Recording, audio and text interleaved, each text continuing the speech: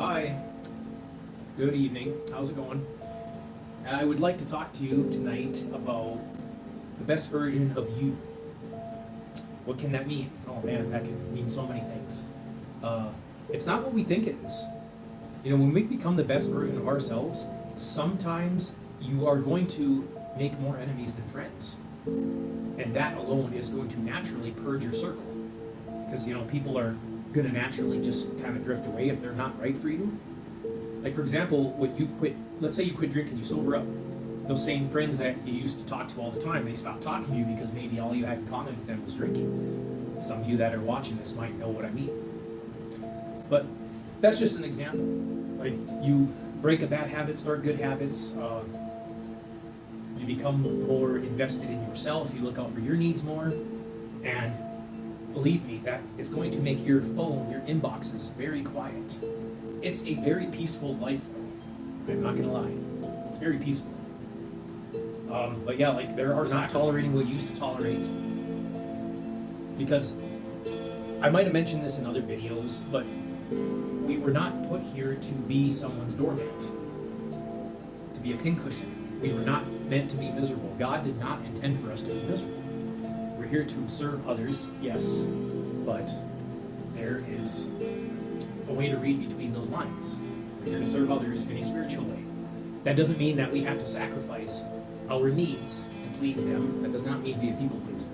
I'm not going to say that you don't need anybody in your life, that you're better off alone. It depends. I believe you need the right people in your life. If they're not the right people, then you don't need them. If they don't give you what you need, then you don't need them. Bottom line. Let that sink in for a minute. Use that to determine and analyze your circle. You see, life is too short to not be the best you. The best version of yourself, like I said, is not going to be the most likable person to a lot of people. And that's going to be normal because of the shock. They're going to be shocked that, holy crap, did he just say no? Or he's not showing up for these events, he's not coming over like he usually does, or he or she, or whatever. Yeah, they're going to be shocked.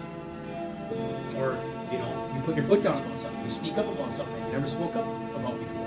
And then you're labeled as like over dramatic. When you become the best version of you, you almost get like this detector. You can almost see from a mile away who the right and wrong people are. You really start to sniff it out. I didn't start seeing this as clearly until I stopped drinking alcohol, believe it or not. When I quit drinking, a lot of things happened. What happened was instead of seeing a fuzzy black and white from being hungover and withdrawn all the time, I started to see clear colors eventually. Not overnight, but eventually.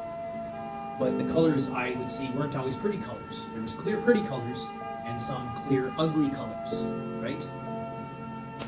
So, translation, there was good truths that I saw, some epiphanies, some like, oh man, I think I can do this sober thing. I think I got this in the bag. This is like a whole new life for me.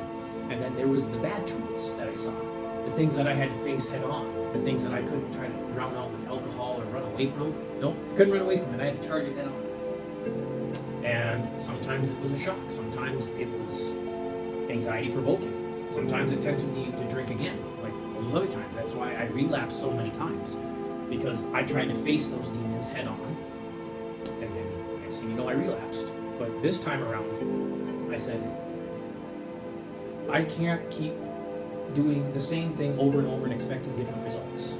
That's the insanity principle.